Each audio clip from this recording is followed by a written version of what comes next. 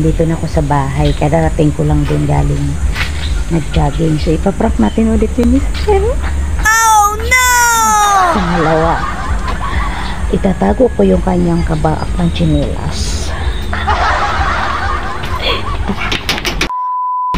Irin na nga at aking dinampot na ang kanyang kabaak ng tsinelas at itatago natin sa drawer.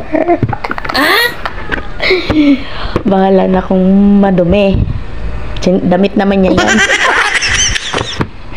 Itinigil ko muna yung film kasi tulog pa siya that time. So, itinago ko yung mga tsinelas niya, yung ibang tsinelas niya pa, para hanapin niya talaga yung kabaak ng tsinelas na laging suot niya.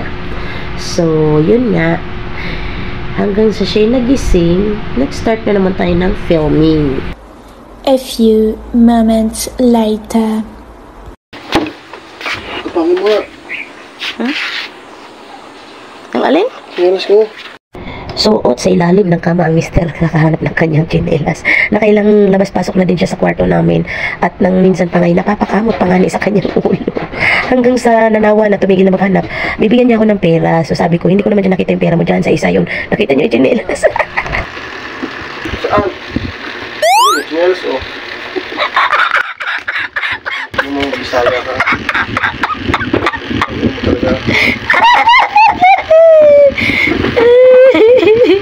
Ilang oras ka naghanap ng tsinelas mo? To. Ilang oras ka nga naghanap?